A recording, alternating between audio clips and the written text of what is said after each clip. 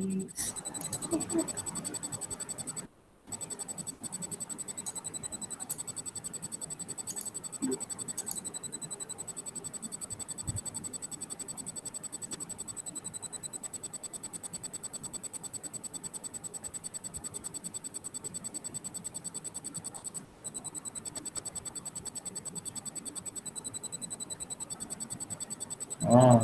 Izwan sudah masuk.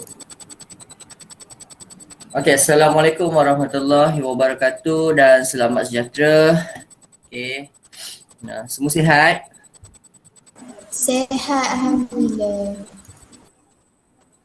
Okey, syukur. Saya pun terasa lenguh bahu saya. Tadi baru kena cucuk sikit. Bahu. Okey, so tanpa membuang masa untuk hari ini, kita akan habiskan bab 5. Okey. Bab 5 topik dia pembentukan Malaysia. Okey, bila ingat bab 5, tingkatan 5, awak belajar tentang topik pembentukan Malaysia. Okey, bilakah tarikh pembentukan Malaysia? Siapa tahu tarikh pembentukan Malaysia? Tak tahu dah? 16 September 1963. Nurul Atika ada pasal. Okey, 16 September 1963. Walaupun rancangan asalnya pada 31 Ogos 1963, tetapi ada sebab kenapa pengisytiharan Malaysia tu lewat. Disebabkan laporan setiausaha PBB lambat disiapkan. Okey. So, jadilah 16 September 1963, maka Persekutuan Malaysia telah terbentuk. Okey, yang terdiri daripada Persekutuan Tanah Melayu, Singapura, Sarawak dan Sabah. Okey. 3 orang semua serentak masuk. Okey. Okey, so hari ini kita akan membicarakan tentang topik 5.6. Okey, apa itu topik 5.6? Iaitu topik konfrontasi dan usaha menangani. Konfrontasi. Pernah dengar tak perkataan konfrontasi ni? Sebenarnya. Konfrontasi ni macam pertembungan bahasa mudah dia konfrontasi ni pertembungan. Clash. Macam berhadapan lah. Penentangan. Okey, konfrontasi dan usaha menangani. Konfrontasi ni siapa ni yang dimasukkan ni? Pihak mana ni yang melancarkan konfrontasi dengan kita, ataupun adakah kita yang melancarkan konfrontasi? Okey, so ceritanya tentang Indonesia iaitu secara gambaran umumnya konfrontasi ini adalah orang kata Indonesia yang melancarkan konfrontasi terhadap Malaysia. Kenapa nak melawan Malaysia? Kenapa nak menentang Malaysia? Adalah beberapa sebabnya kenapa Indonesia menentang Malaysia. Okey, saya pun dah beritahukan minggu lepas. Okey, ada beberapa sebab kenapa Indonesia menentang rancangan pembentukan Malaysia. Ingat lagi tak sebab tu? Okey. Nantilah. Okey, kita cerita nanti Okey, seterusnya untuk tengok info. Okey, untuk info pada peringkat awal pada peringkat awal yang mana Malaysia itu telah dibentuk pada 16 September 1963 ataupun sebelum rancangan idea Malaysia itu nak dibentuk, Indonesia tidak melakukan sebarang respon ataupun respon nak menunjukkan penentangan. Indonesia tidak menunjukkan tanda-tanda untuk menentang rancangan pembentukan Malaysia. Okey, jelas? Peringkat awal? Peringkat awal Indonesia tidak menentang. Okey. Tetapi penentangan mula muncul selepas pemberontakan Brunei setelah Tunku Abdul Rahman membuat kenyataan bahawa Indonesia yang telah membantu pemberontakan Brunei. Okey, boleh faham tak yang poin kedua ni? Bila Indonesia mula menentang rancangan pembentukan Malaysia ataupun bila dia mula menentang Malaysia? Apabila berlaku pemberontakan Brunei. Okey, lepas tu Indonesia tidak puas hati. Indonesia langsung tak puas hati dengan Malaysia kerana Perdana Menteri kita ketika itu iaitu Tunku Abdul Rahman telah menuduh lah buat kenyataan macam menuduh lah kan. Tunku Abdul Rahman menuduh bahawa Indonesia sebenarnya dalang di sebalik pemberontakan Brunei. Okey, itu sebab dia tak puas. Cikgu, Ya. Alice nak masuk. Oh, okey. Sorry. Okey, selamat datang Alice. Alice ke Alice? Korang nak panggil ni apa Alice ke Alice sebenarnya? Alice, cikgu. Alice. Oh, Alice tu nama jiran saya. Bukan jiran saya kat sini, jiran kat kampung. Kalau dulu pergi sekolah menengah lah. Kalau nak pergi bus stop tu naik basikal, saya pergi dengan dia. Sebab pergi seorang-seorang seram. Kampung saya tu gelap. Jalan Kelapa Sawit. Memang takkan berani lah pergi seorang-seorang kan. Kita nak pergi kat bus stop tu agak jauh jugalah naik basikal tu kan. Nak melalui mungkin dalam nak dekat 1 km jugalah. 1 km ada lah, 1 km lebih. Naik basikal gelap-gelap 6.30 tu dah mesti kena sampai kat bus stop depan. Kalau tak nanti tertinggal bas. Okay. Zaman saya sekolah menengah lah. Teringat pula nama Alice kan. Sekarang dia dah jadi pengandam macam tu lah. Okey, mak andam mak andam yang orang make up kahwin tu kan, pengantin. Okey, so seterusnya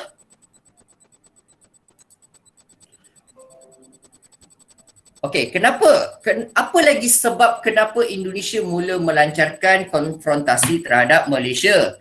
Iaitu kerana menganggap pembentukan Malaysia ini sebagai sebuah bentuk dasar neokolonialisme. Okey. Dia menuduh rancangan pembentukan Malaysia sebagai sebuah bentuk dasar neokolonialisme oleh kerajaan British. Okey. Dan pada masa yang sama pula, ketika mana Tunku Abdul Rahman telah menuduh Indonesia yang membantu pemberontakan Brunei itu, maka PKI, Parti Komunis ataupun awak sebutlah partai. Ini sebutan istilah Indonesia Istilah Indonesia dia sebut parti tu, dia partai tau. Okey, so awak ikut je lah buku teks. Buku teks ni dia guna istilah partai. Okey, Partai Komunis Indonesia mengambil kesempatan atas tuduhan Tunku Abdul Rahman itu macam nak melaga-lagakan antara Malaysia dengan Indonesia untuk menentang rancangan pembentukan Malaysia. Okey, menentang. Okey, setakat ni boleh faham tak? Yang atas ni info. Okey, itu peringkat awal untuk secara intro je lah pendahuluannya tentang bagaimana konfrontasi itu mula muncul. Bagaimana konfrontasi itu mula muncul disebabkan Tunku Abdul Rahman buat kenyataan Indonesia engkau sebenarnya tolong pemberontakan Brunei tu. Buat huru-hara di Sarawak kan. Itu antara pemberontakan Brunei lah berlaku kat negeri Sarawak sana. Okey. Sebab Brunei menentang rancangan pembentukan Malaysia. Jadi mereka fikir Brunei ni bukan sebuah negara kerajaan yang terlalu kuat masa tu. Dan mereka fikir Indonesia yang bantu. Indonesia yang menghulurkan segala bantuan kepada pemberontak-pemberontak Brunei. Tak kisahlah, mungkin dari segi bantuan senjata, bantuan keuangan, okey, bantuan logistik, dituduh. Okey, jadi Indonesia tak puas hati dan yang mengambil kesempatan terhadap isu tersebut siapa? Partai Komunis Indonesia. Okey, so kita perlu lancarkan serangan pada Malaysia. Macam tu. Okey. Dan menuduh Malaysia sebagai sebuah bentuk neokolonialisme daripada British. Okey. So apakah maksud neokolonialisme? Neokolonialisme bermaksud perluasan pengaruh politik oleh negara kuasa besar terhadap negara lain. Okey. So ini definisi yang ada kat buku teks awak. Okey, maksud neokolonialisme perluasan pengaruh politik oleh negara kuasa besar terhadap negara lain. Tapi maksud dari segi definisi tahun lepas kalau buku teks tahun lepas punya KBSM, dia sebut neokolonialisme ini adalah sebuah bentuk penjajahan baru. Okey, tapi misal kata kalau keluar soalan struktur tanya, okey, berikan maksud neokolonialisme, minta satu markah je contoh minta satu markah, awak utamakan jawapan yang atas. Okey, utamakan jawapan yang atas sebab ini yang buku teks awak. Okey. Tapi kalau misal kata markah dia nak sampai 2, bolehlah bagi jawapan ni kedua-duanya. Okey? Boleh faham? Kalau kat buku teks awak dia sebut satu je ni. Boleh. Okey. Seterusnya, okey, kita nak start cerita konfrontasi lah. Kan, konfrontasi Indonesia, Malaysia. Okey. Konfrontasi dan peristiwa penentangan. Okey, ini dasar konfrontasi terhadap Malaysia. Siapakah yang mengumumkan, yang declare konfrontasi terhadap Malaysia? Adakah Presiden Indonesia? Okey, tapi dalam buku kita sebut bukan Presiden Indonesia yang menyebut, yang mengumumkan. Yang mengumumkan dasar konfrontasi terhadap Malaysia ialah Menteri Luar Indonesia. Nama dia ialah Dr. Subandrio. Boleh ingat nama dia? Cuba sebut nama dia semua. Korang sebut nama dia siapa? Dr. Subandrio. Okey, seorang je sebut. Dr. Subandrio. Dr. Subandrio. Dr. Subandrio Siapa Dr. Subandrio? Dr. Subandrio ni adalah Menteri Luar Indonesia yang mengumumkan konfrontasi, melancarkan konfrontasi terhadap Malaysia pada bila? 20 Januari 1963. Sebelum pembentukan Malaysia nak dibuat lagi. Sebelum pembentukan Malaysia nak dibuat lagi, bukannya selepas. Malaysia dibentuk 16 September bulan 9. Kan, bulan 9 kan. Tapi kalau awak tengok kat situ, Indonesia dah mula nak menentang lagi. Malaysia belum terbentuk ni. Tapi Indonesia dah tahu dah Malaysia nak dibentuk. Januari tu dia dah melancarkan serangan dah. Pada 20 Januari 1963. Sebut Januari ni macam satu lagu pula. Januari. Macam lagu apa, lagu lama tu.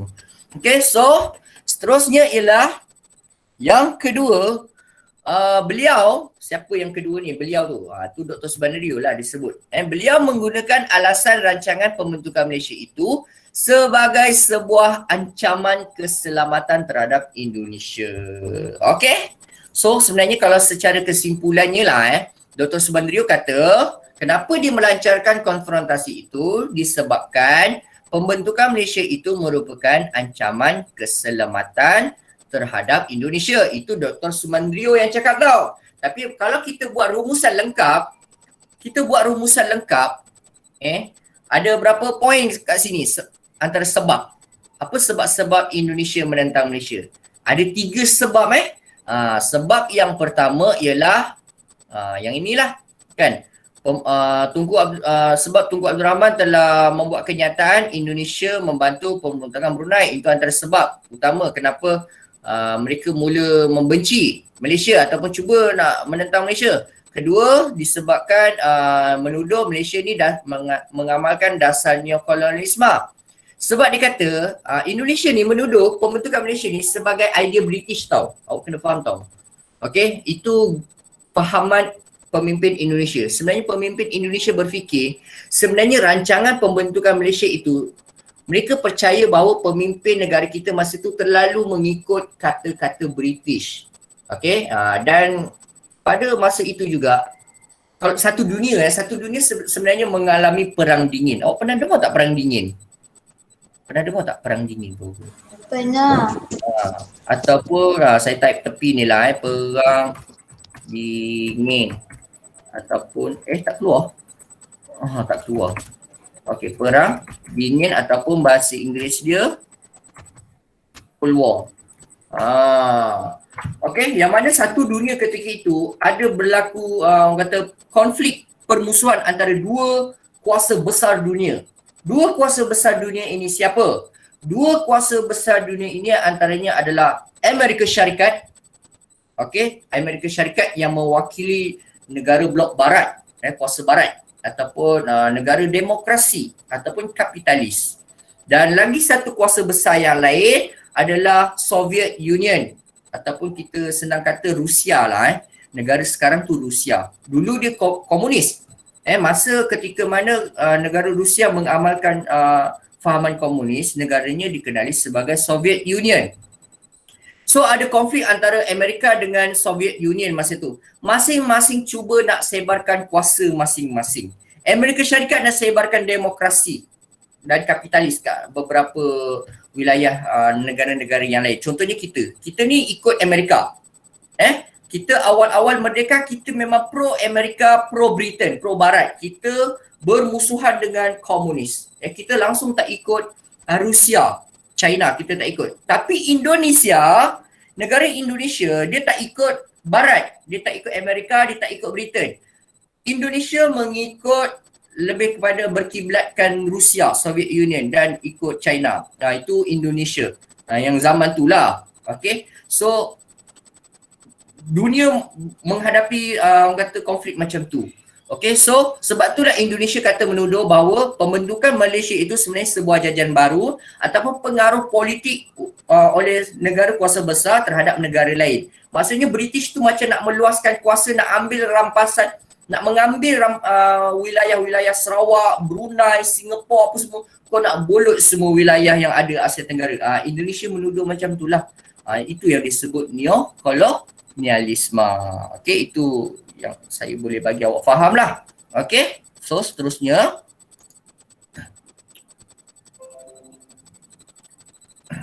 Biasalah, itu namanya proxy. Kalau awak pernah dengar lah perkataan proxy. Perang menggunakan proxy.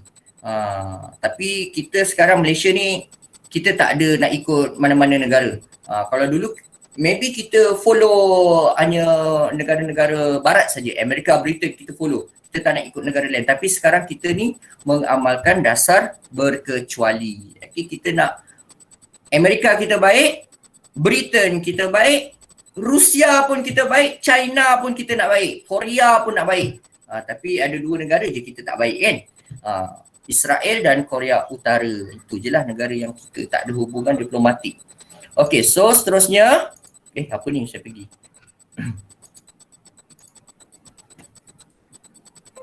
Okay, ini soalan ekstra. Soalan ekstra ni pun ada dah jawapan kat sini kalau awak faham lah soalan ni. Okay, siapakah yang mengisytiharkan dasar konfrontasi terhadap Malaysia dan apakah alasan beliau menentang rancangan pembentukan Malaysia? Apa jawapan korang? Dr. Subandrio dengan alasan ancaman keselamatan terhadap Indonesia. Ya, Dr. Jawapannya yang mengisytiharkan dasar konfrontasi itu ialah Dr. Subandrio dan alasan beliau menentang rancangan Malaysia ialah kerana ancaman keselamatan terhadap Indonesia. So isi dia yang saya highlight ni. Okey, isi dia yang highlight ni lah Dr. Subandrio. Okey. Type lah kat sini kan. Nanti awak nak tengok kan jawapan, awak kena tulis tau kat nota awak. Okay. Kejap. Hang.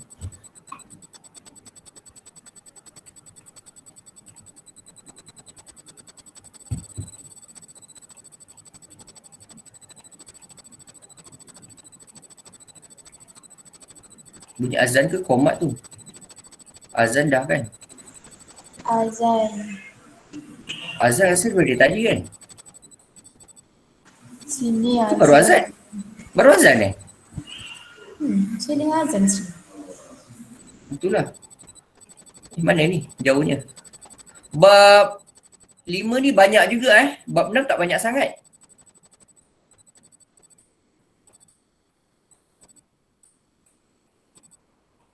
Jauhnya. Okay, so Doktor keluar. Kenapa ke tepi pula?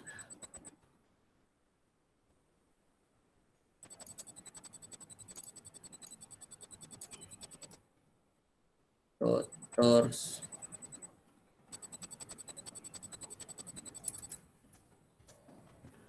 Subandrio yang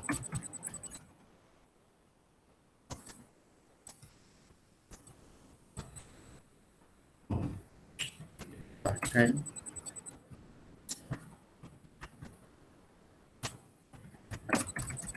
Malaysia dan menentang kerana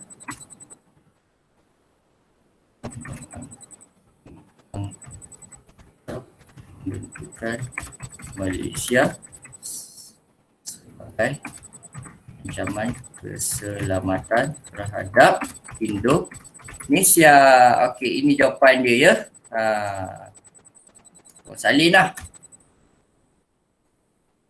Dr. Subandrio yang mengisytiharkan dasar konfrontasi terhadap Malaysia dan beliau menentang kerana, awak bagilah alasan kan, sebab soalan tanya alasan, kerana menganggap pembentukan Malaysia sebagai ancaman keselamatan terhadap Indonesia. Okey. Inilah. So dah jawablah soalan ekstra itu. Okay, next. Dah tulis belum korang? Semua dah tulis? Dah. Okay, dah tulis dah. Yang lain? Dah. Okay, dah. Alright. So, seterusnya. Okay, ni keratan akhbar sebuah keratan akhbar. Ada kat buku awak juga. Buku teks awak, muka surat berapa Muka surat 106. Okay. Cikgu, Atika nak tanya. Ya, apa dia? Nak tanya? Apa dia? Tak ada. Tertekan. Oh, dia saja tu. Oh, nak bergurau pula. Okay, so sambung. Ni, dalam keratan akhbar pernah tajuk besar lagi kat keratan akhbar, putus hubungan. Maksudnya jelas kat situ Malaysia dan Indonesia pernah putus hubungan diplomatik. Ketika mana? Awal 1963, pada tahun 1963. Alright. Duta-duta Malaya dipanggil pulang. Kenapa dipanggil Malaya? Masa tu Malaysia belum dibentuk lagi. Ketika itu Malaysia belum dibentuk. So kita sebut Malaya lah. Malaya tu Persekutuan Tanah Melayu lah. Tapi mereka memang nak pendekkan, dia memang sebut Malaya lah. Mereka tak sebut Persekutuan Tanah Melayu, panjang kan. Okey, sebut pendek je Malaya. Okey, so yang mana duta-duta Malaya yang bertugas kat Indonesia memang dibawa balik ke negara kita. Nanti kalau tak mendapat ancaman pula kat sana. Sama juga masa Korea Utara pernah putus hubungan dengan kita. Duta-duta Korea Utara semua pulang, keluar daripada Kuala Lumpur. Balik kau kat mana? Pyongyang. Okey, ibu negara dia Pyongyang. Okey, balik. Sebab dah tak ada hubungan kan. So mana-mana warga Korea Utara dah tak boleh berada di Malaysia. Sama juga macam Israel. Kalau kita tak ada hubungan diplomatik dengan negara tersebut, kita tak boleh jejak kat wilayah mereka. So terjadi juga antara Malaya ataupun Persekutuan Tanah Melayu dengan Indonesia. Alright. So keratan akhbar ini telah menunjukkan bahawa pernah putus hubungan diplomatik. Okay. Ni peringatan lah just warning je.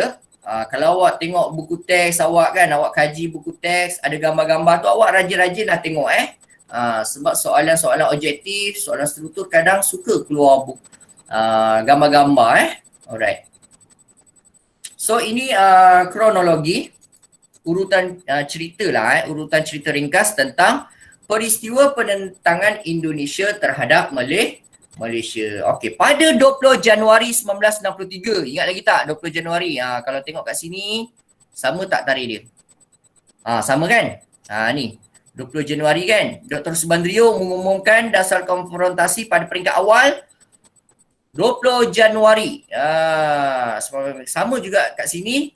20 Januari 1963, Indonesia, iaitu pemimpin dia Menteri Luar Indonesia Dr. Subandrio melancarkan dasar konfrontasi terhadap tanah Melayu, iaitu Ganyang Malaysia. Lama salah highlight. Ganyang Malaysia. Istilah ni memang dah saya biasa dengar lah dulu kalau netizen orang sana memang nak kutuk-kutuk orang Malaysia ni, kita ganyang saja orang Malaysia ni, ganyang, Malaya, maling. Dia tuduh kita orang maling. Mungkin ada yang tak faham kan maksud maling. Korang tahu ke maksud maling tu? Mencuri cikgu. Tak tahu. Maling tu pencuri. Dia saya nak sebut kat sini pun benda tu sensitif kan. Awak tengoklah yang saya type tu. Itu tuduhan dia orang lah. Kalau dia nak kecam kita, dia panggil tu maling. Alizia. Bunyi benda tak dekat kan. Kasar dia. So, maling tu bahasa Jawa Maling tu bahasa Jawa. Bahasa orang Jawa lah kan. Orang Jawa. Oh. Okey, seterusnya. Korang Melayu betul ke? Ke memang tak ada campuran Tak, Jawa? saya Jawa. Campuran lah? Ke memang Jawa pure? Tak ada Cakap lagi sikit Jawa. nombor bahasa memang- Jawa. Weh, dah sampai belajar. Jom. Cakap sikit nak dengar. Okey. Jauh lah Sarah suara. Okey, seterusnya 16 Januari hingga 27 Mac 1963, tentera Indonesia telah melakukan serangan gerila di Sarawak. Okey, ini tempoh masa lah.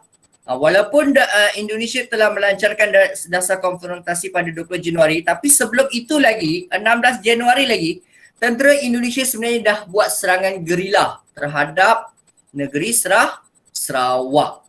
Sarawak belum lagi sebahagian daripada kita tau masa ni. Tapi dia dah buat kacau bilau di sana. Tentera Indonesia telah buat kacau bilau dengan melakukan serangan gerila. Okey, faham tak maksud serangan gerila? Serangan gerila tu serang hendap serangan gerila tu maksudnya serang hendap. Okey. Dia tidak berperang secara berhadapan lah. Okey, seterusnya Ogos hingga Disember 1964, tahun depannya. Tahun hadapannya, tentera Indonesia melakukan pendaratan gerila di Johor.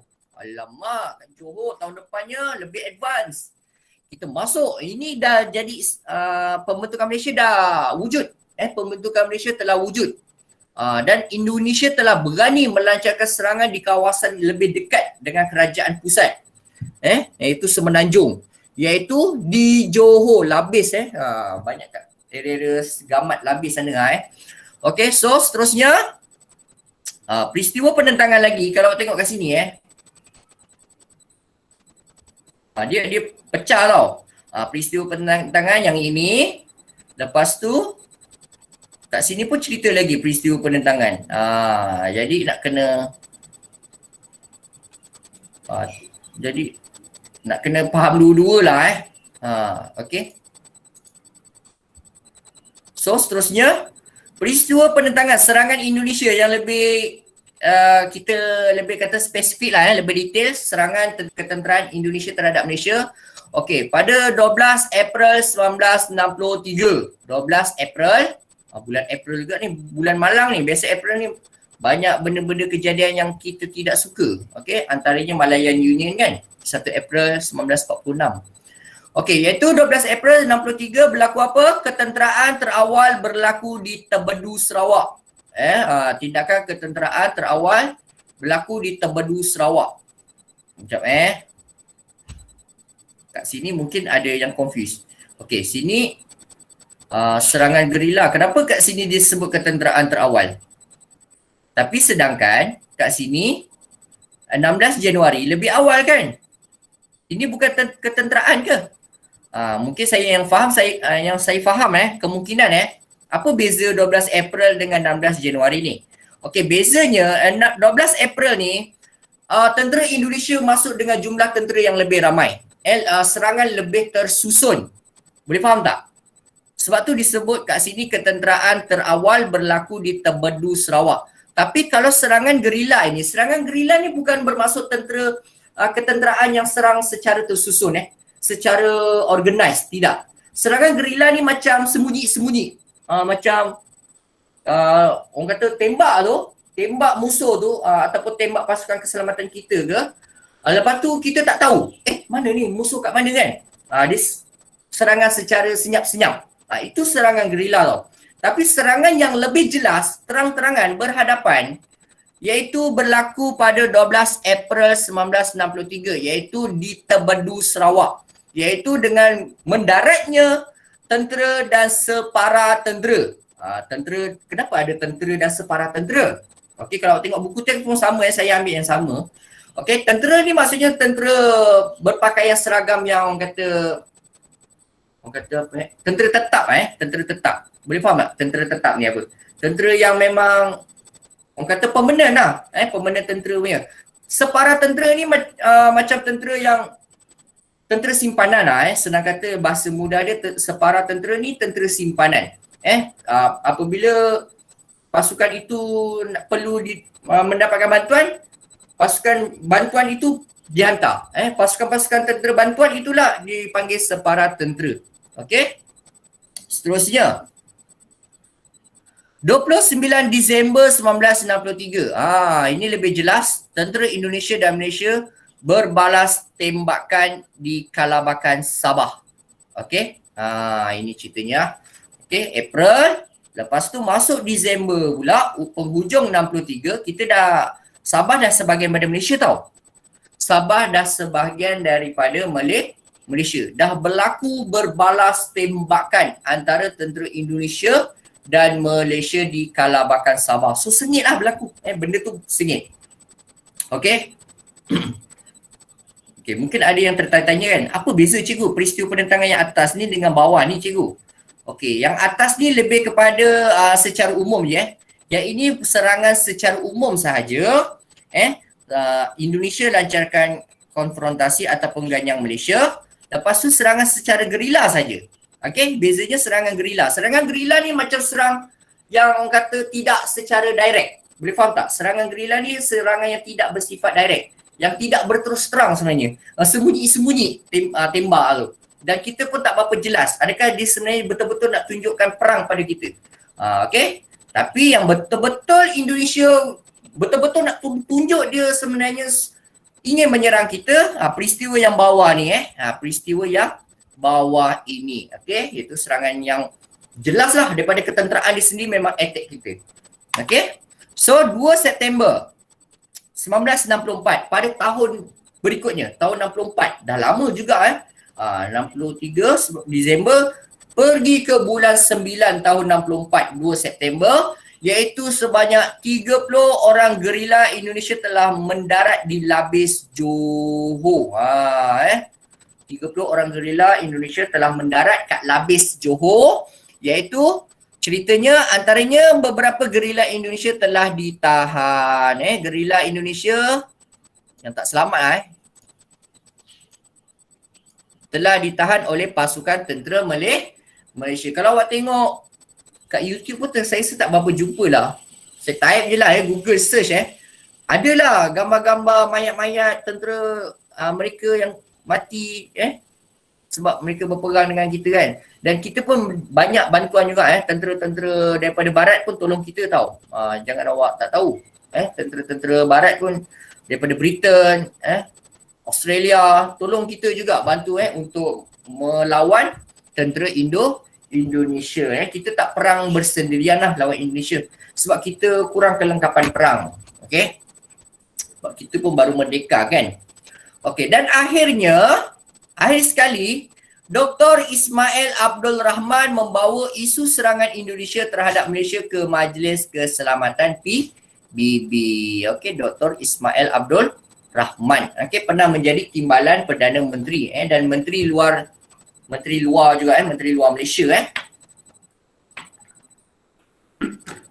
So selaku Menteri Luar, dia mewakili kerajaan kita membuat aduan pergi kat PBB. Okey, saya dah tak nak cerita lagi PBB kan. Korang dah tahu kan PBB tu apa?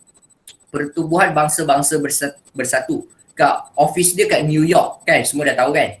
So dibawa kes itu, kes Indonesia serang Malaysia pergi ke PBB. Dia mengadu bahawa sebenarnya Indonesia telah melancarkan serangan ketenteraan terhadap kami. Okey. So buat aduan lah. So Badan Antarabangsa PBB orang kata buat tindakan lah. Okey, menghantar bantuan, okey, meluluskan tentera-tentera barat, hulurkan ketenteraan, hulurkan bantuan terhadap Malaysia untuk melawan Indonesia. Okey, tapi sebenarnya perang itu boleh tahan juga lah, makan korban juga. Alright, seterusnya berguling-guling ni, apa benda ni, kacau ni. Dia loading pula ni. Sekejap slide saya ada benda yang kacau. Okey, seterusnya langkah. Apakah langkah-langkah nak menamatkan konfrontasi? Langkah-langkah nak menamatkan konfrontasi dan usaha menangani konfrontasi. Iaitu sedikit info, Malaysia telah menggunakan pendekatan diplomatik. Okey, itu kaedah-kaedah. Okey, kalau soalan tanya apakah kaedah-kaedah yang Malaysia gunakan untuk menamatkan konfrontasi ini ataupun dalam usaha Malaysia nak menangani ancaman konfrontasi mereka terhadap kita. So awak kena jawab Malaysia menggunakan pendekatan diplomatik. Diplomatik tu apa cikgu? Berunding lah. Diplomatik itu duduk dalam round table, kan macam tu lah, meja bulat lah, berbincang, berunding. Itu diplomasi. Okay? Untuk menangani konfrontasi. Tanggungjawab itu, siapa yang ambil tanggungjawab tersebut untuk mendamaikan dalam usaha nak menamatkan konfrontasi Indonesia itu dengan Malaysia? Iaitu diambil oleh Kementerian Luar Negeri yang diketuai oleh Muhammad Ghazali Syafiee. Muhammad Ghazali Syafiee. Ni. Sekejap.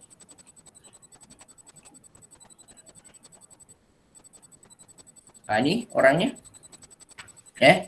Muhammad Ghazali Syafiee menyambut kedatangan General Ali Mortopo. Ni orang Indonesia Yang ni Muhammad Ghazali Syafiee, Kementerian Luar Negeri Malaysia punya tau. Sambut General Ali Mortopo, wakil pemimpin Indonesia untuk berunding sebenarnya. Okey, kita nak berdamai sebenarnya. Kita tak nak pilih jalan perang. Kalau boleh apa segala konflik antara satu negara dengan negara lain, kita kena ambil langkah diplomasi ataupun diplomatik ataupun rundingan, perbincangan, mesyuarat. Jangan pilih jalan orang kata radikal lah, ekstrim ni jangan. Seperti peperangan angkat senjata janganlah. Benda tu akan memakan nyawa, right?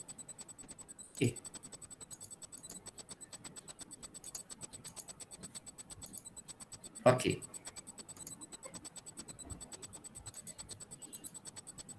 Anda masih di sana ke? Ada Ini. Kenapa? Saya risau pula, korang senyap aja kan? Ada cikgu. Ada Harap-harap korang cergas lah.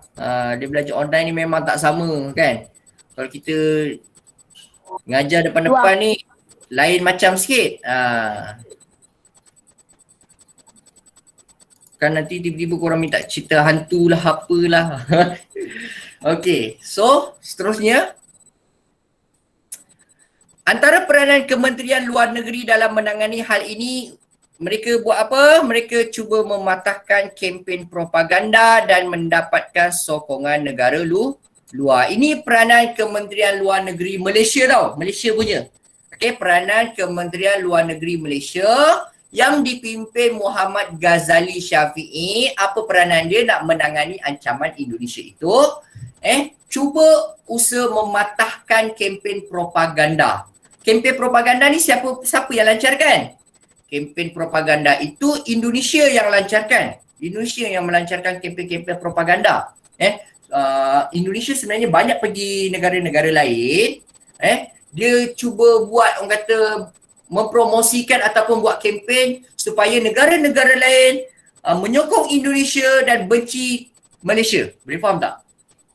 Indonesia pergi kat beberapa negara Afrika, negara-negara Asia yang lain, bagi tahu bahawa pembentukan Malaysia itu sebenarnya mereka ikut telunjuk Britain.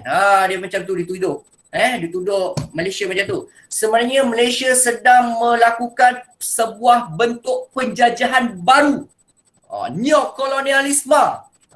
Boleh faham tak? Itu tuduhan Indonesia. Indonesia cuba melakukan kempen, meraih sokongan antarabangsa, meraih sokongan negara-negara luar supaya mereka melihat Indonesia itu di pihak yang betul dan melihat Malaysia itu di pihak yang jahat, di pihak yang salah. yang ikut telunjuk barat. Macam tu, boleh faham tak?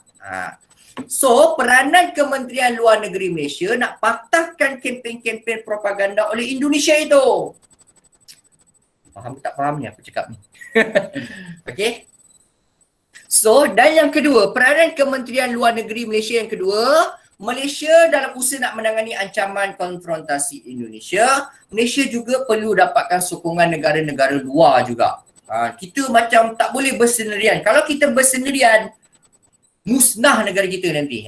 Kita tak boleh bersendirian dalam hal ini. Kita terpaksa meminta bantuan-bantuan ataupun sokongan-sokongan negara lain. Terutamanya PBB. Kita pergi PBB, bawa isu itu, mengadu. Indonesia melakukan serangan terhadap kami. Serangan secara fizikal dan mental terhadap kami. Apa salah kami? Macam tu. Sedangkan kami mendapatkan Singapura atas persetujuan pemimpin Singapura. Kami mendapatkan negeri Sarawak atas sokongan majoriti penduduk Sarawak. Mereka sudah membuat tinjauan terhadap kajian laporan Suruhanjaya Kobol dan laporan PBB menyatakan bahawa mereka menyokong usaha menyertai kami. Kenapa Indonesia tak puas hati terhadap kami? Macam itulah. Sabah pun majoriti pun menyokong usaha mereka menyertai Malaysia. Pemimpin-pemimpin mereka pun majoriti menyokong untuk join Malaysia. Itu saya berimajinasi saja. Kita tak pasti cerita dia bagaimana. Itu macam contohlah apa yang pemimpin Malaysia cuba buat, apa yang pemimpin Malaysia cuba sampaikan kepada persidangan PBB supaya nak tunjuk bahawa kita ni bukanlah teruk mana pun, kan. Pembentukan Malaysia ni bukanlah sebuah bentuk penjajahan sebenarnya. Bahkan kami sebenarnya nak bantu negeri mereka. Kami nak bantu membangunkan wilayah mereka. Kami nak naikkan taraf hidup mereka. Kami nak memberikan kemerdekaan segera kepada mereka. Kami nak selamatkan negeri mereka daripada ancaman komunis. Boleh faham tak? Tak tahulah kau faham tak ni. Yang saya sebut ni semua rasional pembentukan Malaysia. Okey, itulah cerita-ceritanya. Okey. So, seterusnya, okey, ini antara usaha-usaha yang detail sikit. Okey, detail lah. Okey. Yang pertama, apa usaha-usaha yang dilakukan bagi menangani konfrontasi terhadap pembentukan Malaysia? Iaitu usaha daripada Setiausaha Agung PBB itu sendiri. Usaha daripada Setiausaha Agung PBB, bukan orang Malaysia dia bukan orang Malaysia, dia orang Myanmar, tak silap saya, orang Myanmar. Yutan nama dia ini nama dia, Yutan. Usaha awal untuk menamatkan ancaman Indonesia ataupun konfrontasi Indonesia terhadap Malaysia. Usaha itu dibuat oleh siapa? SU. Saya sebut ringkasan SU lah. SU tu setiausaha lah. SU PBB, Yutan. Okey, dan Yutan selaku SUPBB telah menghantar wakil dia, nama dia CV Narasimhan. Ni nama wakil dia. Menghantar wakilnya CV Narasimhan. Susah juga nak sebut nama dia kan. Geng-geng dia lah, wakil dia untuk berunding dengan pemimpin Indonesia dan Tanah Melayu lah. Okey, masa itulah sebelum itulah okey, duduk bincang. Kalau boleh PBB memang jadi perantara tengah, orang tengah untuk mendamaikan Malaysia dan Indonesia. Okey, perlu usaha. Saya memang suka berdamai. Kalau peranan PBB ni betul lah, okey, nak mendamaikan satu negara dengan negara lain. Okey? Macam awak lah kan. Kalau boleh kita ni elak lah nak ada musuh. Kalau boleh biar ramai kawan. Okey. Tapi kalau ramai kawan tak berkualiti pun tak best juga. Kalau boleh cari kawan yang berkualiti. Kawan kadang-kadang walaupun kawan awak sedikit tetapi berkualiti, itu jauh lebih baik berbanding kawan ramai tapi semua tak boleh pakai. Faham tak cerita ni? Okey. Cerita lain pula aku. Okey. Seterusnya nombor 2. Apakah usaha nombor 2 dalam usaha menangani konfrontasi terhadap pembentukan Malaysia? Iaitu peranan oleh Presiden Filipina. Siapa nama dia? Macapagal. Nama Presiden Filipina tu nama dia Presiden Macapagal. Ada anak dia anak perempuan tau, pernah jadi presiden juga tau. Nama anak dia Macapagal Arroyo. Itu anak dia. Saya ingat lagi masa zaman saya sekolah dia jadi presiden. Anak dia. Tapi yang bapa ada ni tahun 60-an ni lah. Macapagal nama dia. So, Presiden Filipina telah menganjurkan sebuah rundingan di Manila. Manila di mana ni? Manila. Manila ni ibu negara Filipina. Kalau kita, ibu negara kita Kuala Lumpur kan? Ibu negara Indonesia tahu tak apa dia? Kalau Indonesia, ibu negara. Jakarta. Jakarta. Okay. Kalau Malaysia, Kuala Lumpur. Kalau Filipina, Manila. Itu ibu negara Filipina. Kalau Amerika tahu tak? Ibu negara Amerika.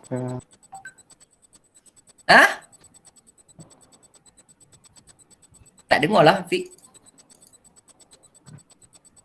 Tak tahu? Korang tak tahu ke ibu negara Amerika? Sedih sah. Seorang pun tak tahu? Amirul Irfan, tak tahu Irfan? Ibu negara Amerika Syarikat, United States. Washington. Ya Allah, korang ni tak tahu Washington. Kalau ibu negara Britain tahu tak? Ibu negara Britain.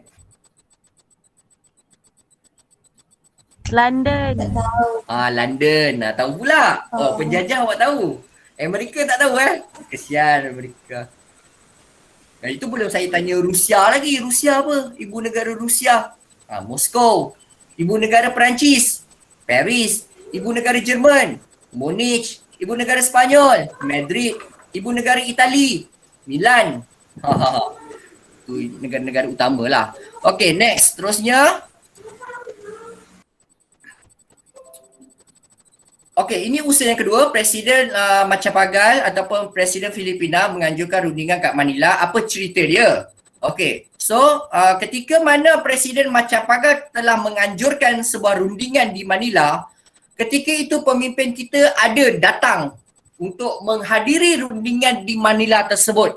Negara kita, siapa yang datang masa itu nak berunding dengan kerajaan Filipina? Iaitu nama dia, negara kita dihadiri dan diwakili oleh Muhammad Ghazali Syafi'i. Alright, siapakah Muhammad Ghazali Syafi'i ini? Siapa? Okey, dia adalah ketua bagi Kementerian Luar Negeri. Alright.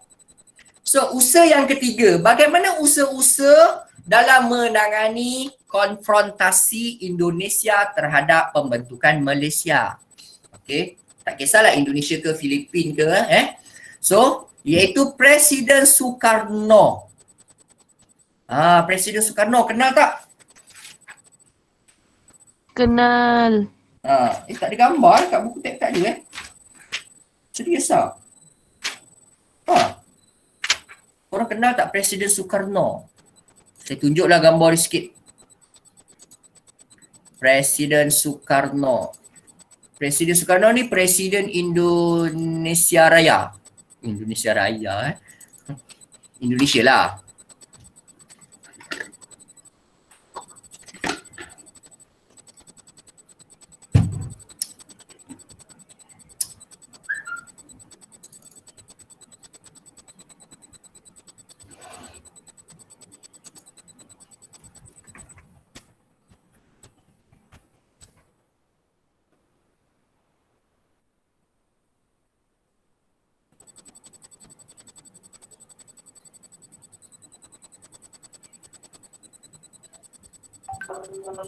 Halo Pak.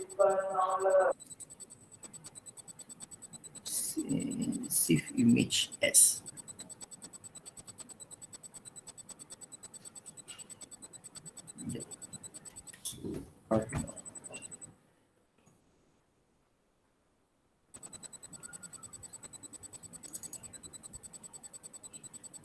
Kita 5 5.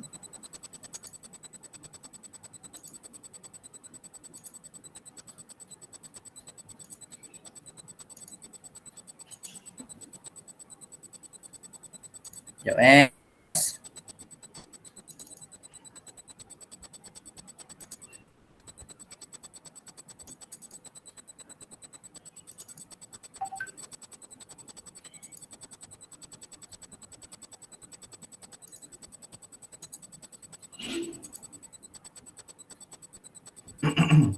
Dia kecilnya, alamak.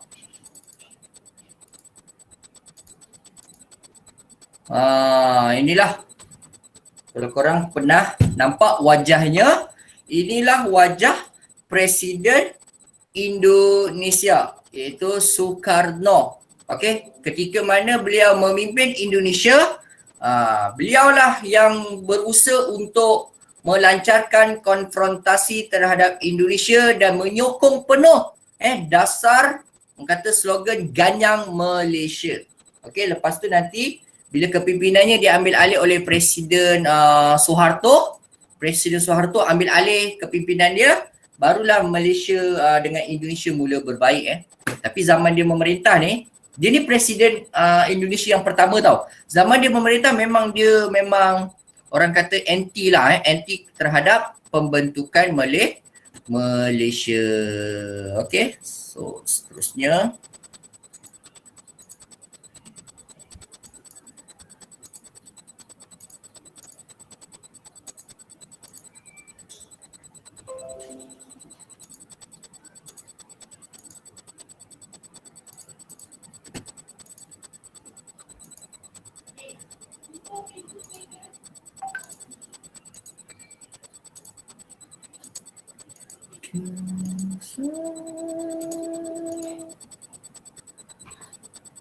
Okay, so Presiden Indonesia sendiri, okay, ada usaha jugalah. Maksudnya bukanlah usaha itu dilakukan oleh PBB saja, usaha itu bukanlah dilakukan oleh Filipina saja, bukanlah oleh Malaysia saja, pun Indonesia pun ada kat sini peranan Presiden Indonesia itu sini, Presiden Soekarno.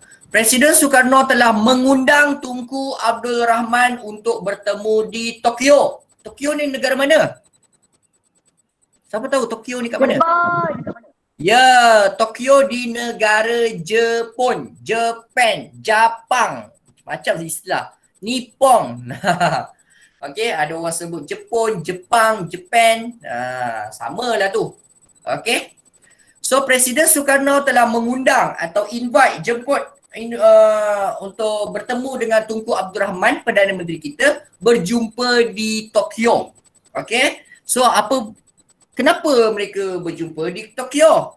Untuk berbincang, untuk Tunku Abdul Rahman mengambil kesempatan menerangkan tujuan pembentukan Malaysia kepada Presiden Indonesia.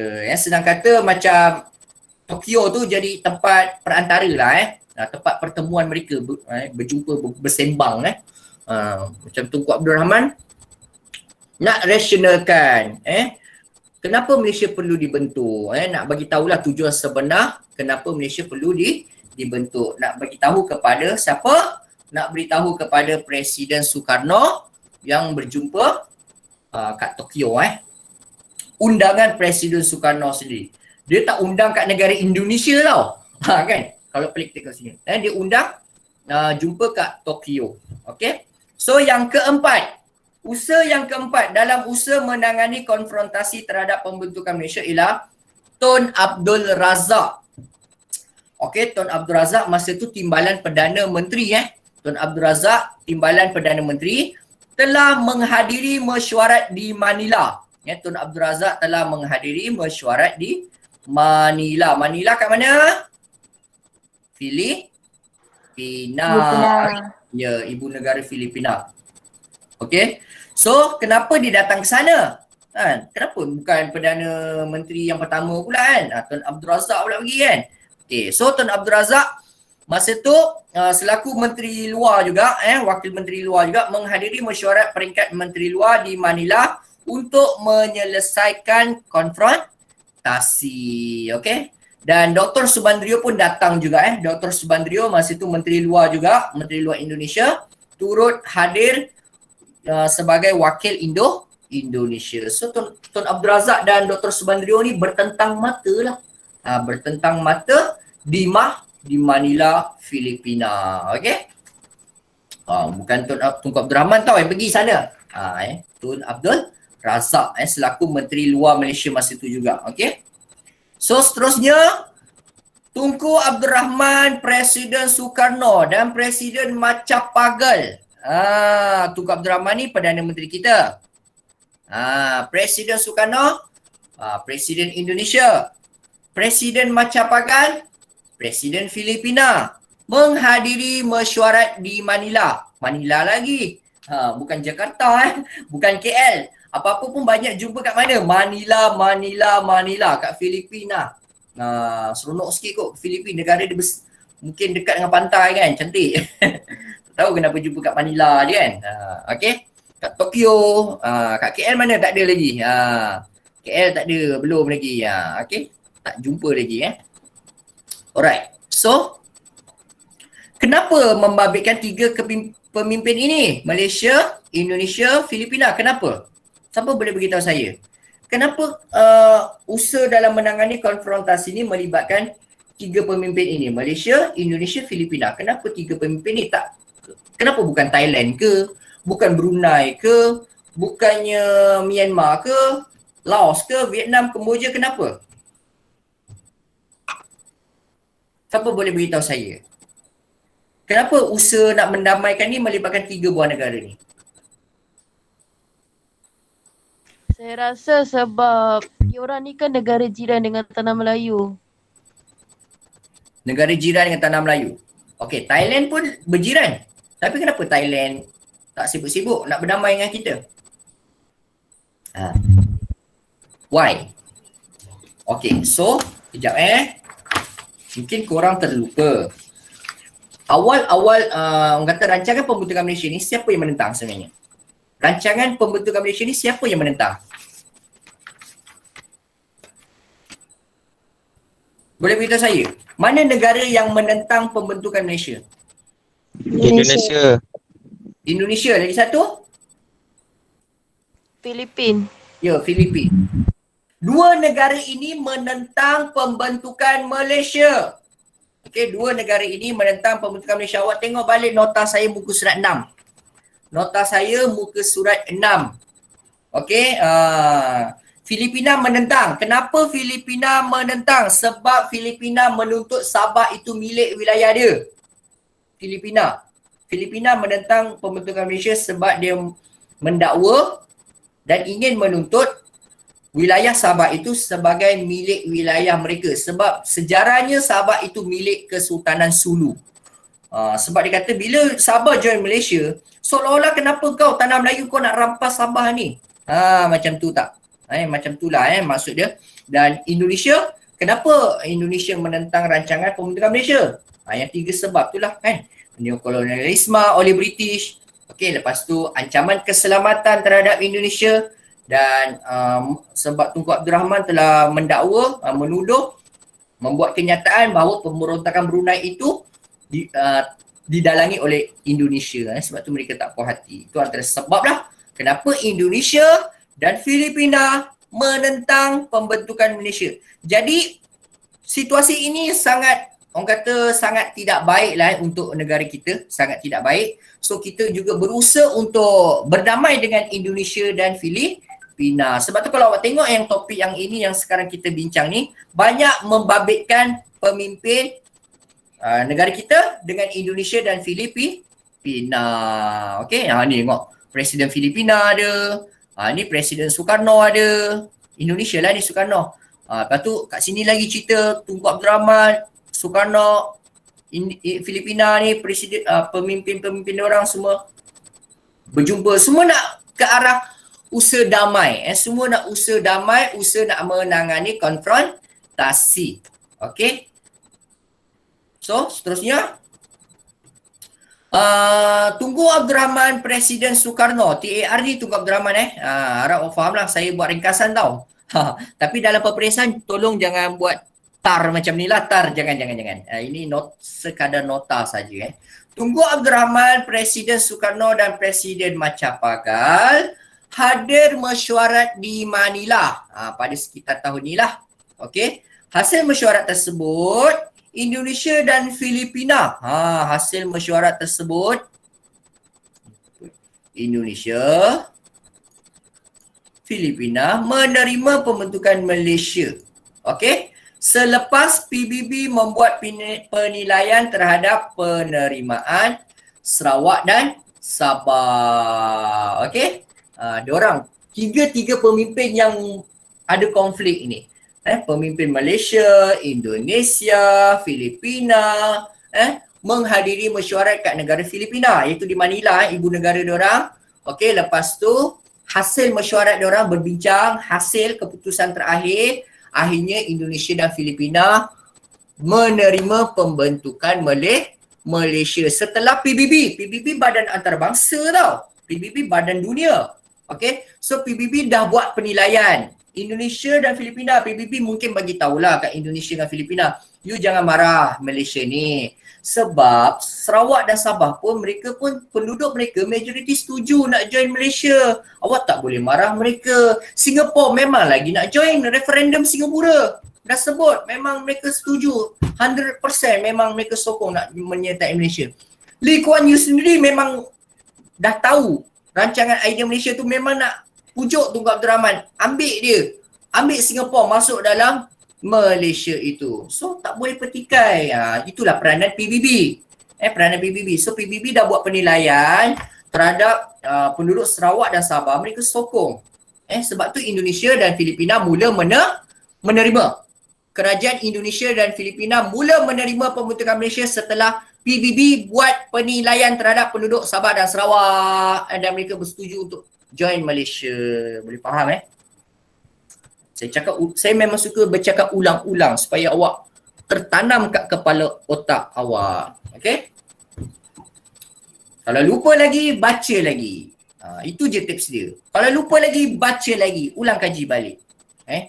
Okey, seterusnya, apakah usaha seterusnya dalam usaha nak menangani ancaman ataupun ancaman pula, menangani konfrontasi terhadap pembentukan Malaysia, iaitu berlaku rundingan. Tiga pemimpin ini lagi, saya dah sebut banyak kali, rundingan antara Malaysia, Indonesia, Filipina. Kat mana? Ada dua tempat. Ada kat dua tempat pula lepas tu, tahun 64. Iaitu di Bangkok. Bangkok siapa tahu kat mana? Bangkok ni satu ibu negara. Ibu negara kat negara mana? Thailand. Bangkok, Thailand. Okay. Kakung Kap, Sawadee Kap. Itulah merangkap angkap. Okay. So, Thailand menjadi tempat lokasi rundingan pemimpin Malaysia, Indonesia dan Filipina untuk menamatkan konfrontasi antara bukan ketiga negara lah, antara mereka tu terhadap kita. Okey? Iaitu berlaku di Bangkok, Thailand dan berlaku juga di Tokyo, Jepun. Okey? Pada tahun 1964. Alright? So, rundingan Malaysia, Indonesia, Filipina di Bangkok. Untuk di Bangkok, persidangan peringkat menteri lah. Peringkat menteri-menteri saja. Tapi kalau kat Tokyo, dia dah sidang kemuncak. Orang kata sidang kemuncak ni, orang kata nak persidangan terakhir lah. Maksudnya dah nak capai kata putus. Akhirnya macam mana. Okay, so Menteri Luar Thailand, nama dia Thanat Korman. Nama dia nama ni pun saya tak berapa familiar juga. Bila kita baca kan, so kita kena kenal jugalah nama baru ni. Kalau Sukarno dengan Macapagal, saya memang dah familiar sangat. Saya memang tak ada masalah nak ingat nama mereka ni. Presiden Sukarno dan Macapagal, Filipina ni. Tapi kalau Thanat Korman ni, bila saya baca buku awak pun saya baru tahulah nama dia. Siapa pula Mamat ni kan. So sebab tu saya boldkan ni. Saya pun baru kenal. Kalau korang tak kenal, saya pun baru kenal ni. Ada peranan dia juga. Menteri Luar Thailand ni juga, Thanat Korman ni juga ada peranan juga dalam usaha buat orang kata rundingan, menganjurkan pertemuan dengan Menteri Luar Indonesia. Okey. So, seterusnya, bagaimana usaha menangani konfrontasi? Iaitu berlakunya peralihan. Peralihan ni senang kata bahasa lain pertukaran. peralihan pertukaran kepimpinan Indonesia menamatkan konfrontasi. Antara siapa dengan siapa ni? Saya dah sebut sebelumnya. Indonesia presiden pertama adalah Soekarno. Okey, presiden pertama Indonesia adalah Soekarno. Sepanjang beliau memimpin Indonesia, memang beliau melancarkan konfrontasi terhadap Malaysia ataupun slogan Ganyang Malaysia. Okey, ada menteri luar dia masa itu Dr. Subandrio pun memang keras menentang rancangan pembentukan Malaysia. Tapi apabila kepimpinan Indonesia ubah pemimpin, Soekarno telah digulingkan sebenarnya cerita dia. Ni kat buku teks tak ceritalah, saya ceritalah kat awak. Presiden Indonesia telah digulingkan oleh Presiden Soeharto. Ada nama tak kat situ? Saya dah tulislah nama kat situ. Sekejap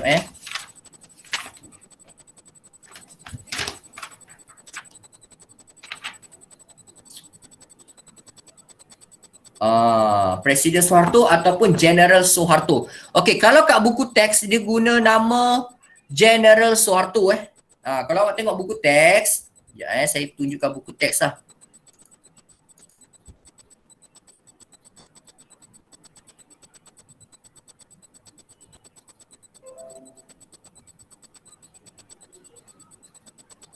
Ini. Ni. Peralihan kepimpinan di Indonesia berlaku. Peralihan kepimpinan Indonesia berlaku. Tak nampak pula highlight ni. Mana color dia?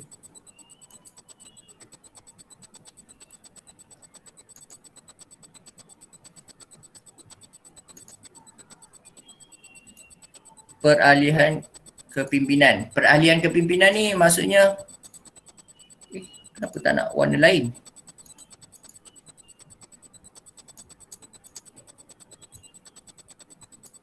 Tak nampak juga, warna kuning juga Kenapa tak nak warna lain? Aku nak tukar warna lah. Tak nak juga, itulah masalah teknologi ni. Okay, so kat sini dia sebut General Soeharto General Soeharto.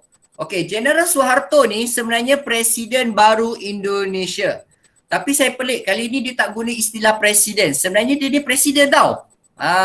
Okay. Tapi kalau kat nota saya, kalau awak tengok nota saya selit kat sini Presiden General Soeharto. Boleh je, awak boleh guna dua-dua pun. Okay, Presiden General Soeharto ataupun awak nak ikut juga buku teks saja, awak gunakan istilah General Soeharto. Alright. Kat sini jadi pula warna purple. Apalah. Kat sana tak nak, dia degil. Okay, dia tak nak kat sini. Okay.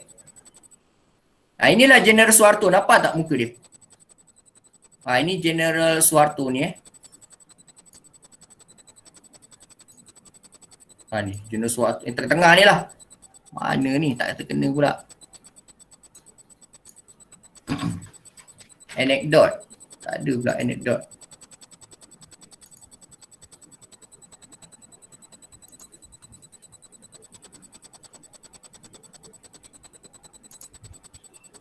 Okay.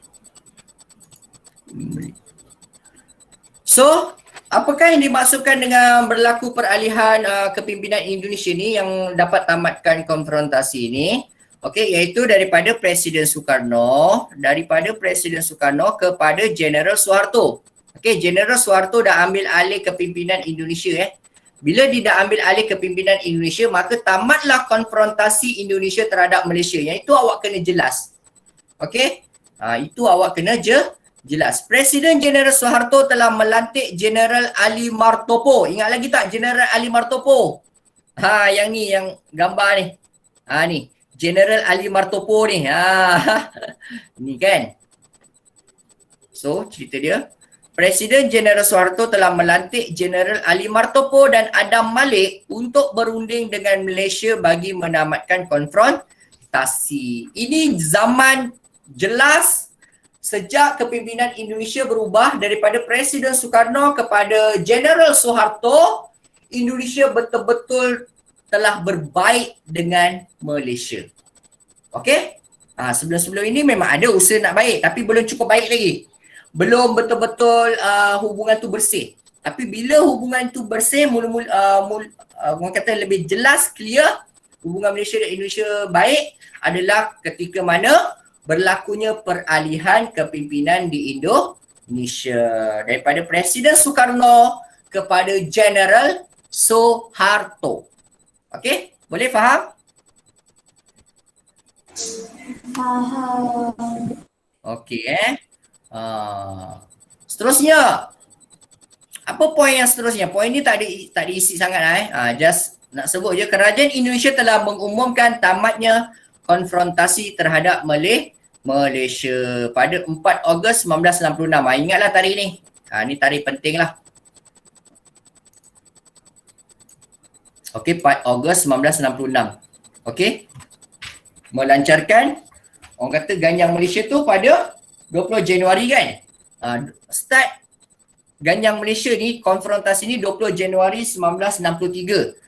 3 tahun 3 tahun Malaysia dengan Indonesia ni ada hubungan yang tidak baik. What? Kejap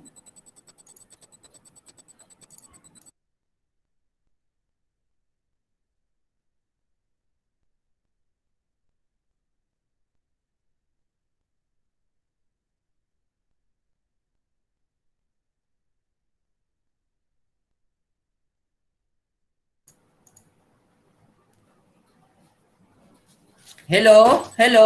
Okay, sorry. Ada kelas sekejap Okay, so seterusnya, akhir sekali Tun Abdul Razak telah menandatangani perjanjian persetujuan normalisasi hubungan Indonesia-Malaysia di Jakarta. Last kali jumpa kat Jakarta.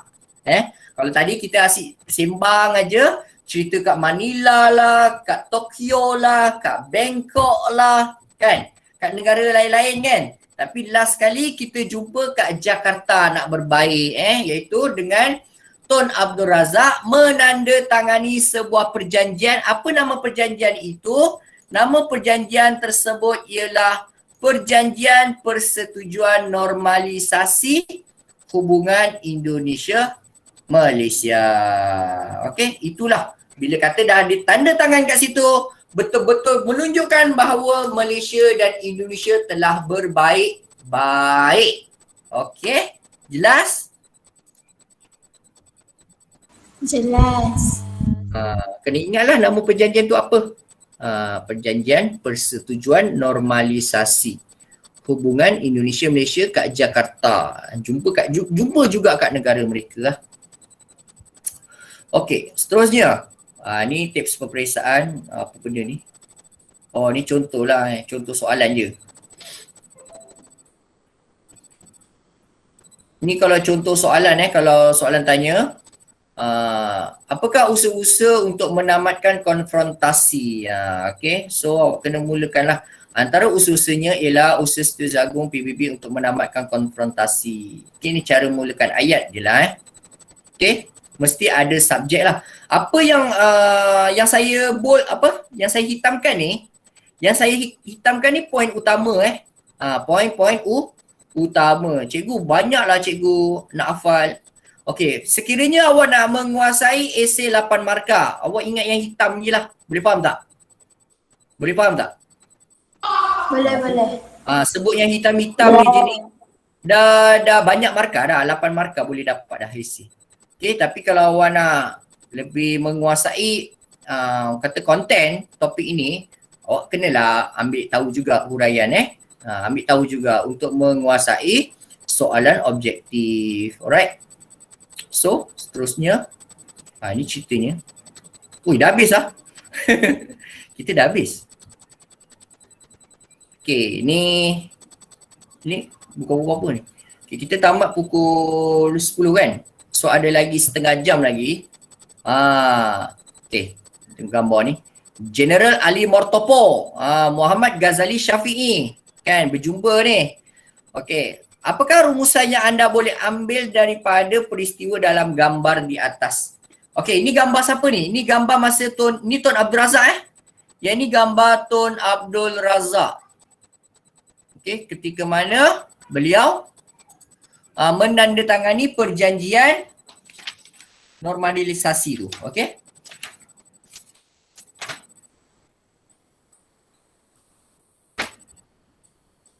Apakah rumusan yang anda boleh ambil daripada peristiwa dalam gambar di atas? Apa jawapan kamu? Menamatkan konfrontasi. Ya, betul. Menamatkan konfrontasi. Itu jawapannya Okey. Sekejap Okey, seterusnya latihan. Ni. Soalan yang pertama, senaraikan negeri-negeri yang menyertai Persekutuan Malaysia pada 16 September 1963. Okey, saya nak panggil seorang je. Kena beritahu Saya nak panggil sekejap. Siapa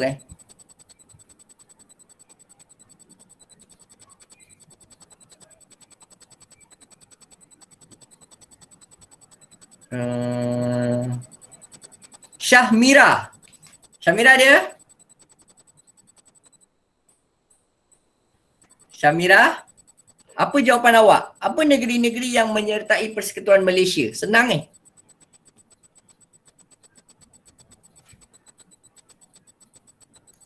cuba Syahmira bagi jawapan.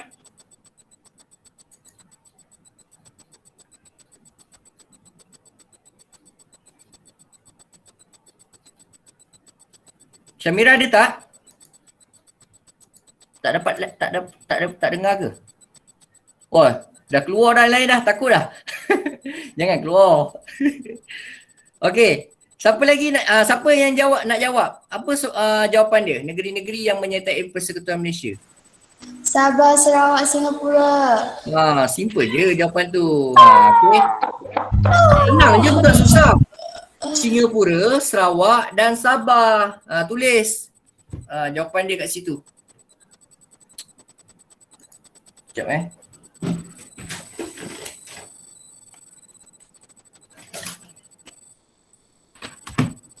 Ini baru soalan mudah, bukan belum soalan yang susah-susah lagi.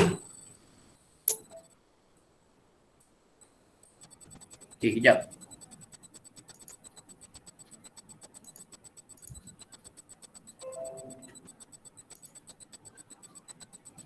Cikgu. Bagi poin tak? Bagi poin. Ya. Okeylah, Cikgu boleh. bagi poin dulu. Boleh. Siapa? Nuri Gistina Ya. Kena catat ni.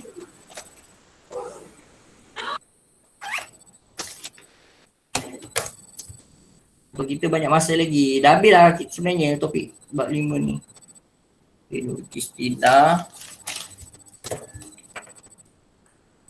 Mana saya punya tu sendiri hilang dah.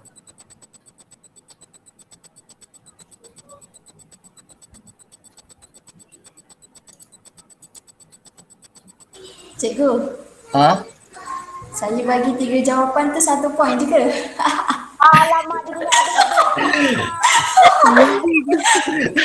Satu cukup lah. Aduh, bagilah 3. Dah banyak dah tu. Apa? Buruk lah pakai ni. Tak boleh.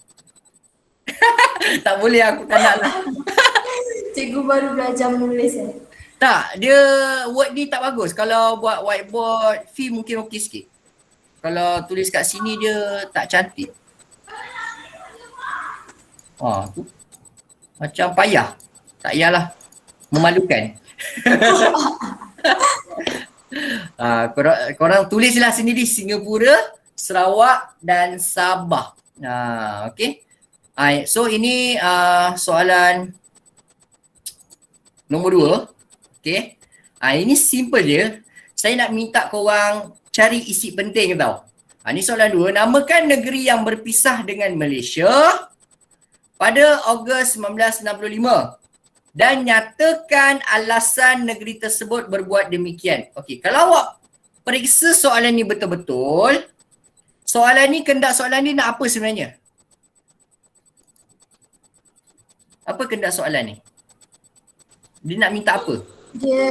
Dia nak nama negeri yang berpisah tu dengan alasan negeri Okey, tersebut. nama negeri, betul?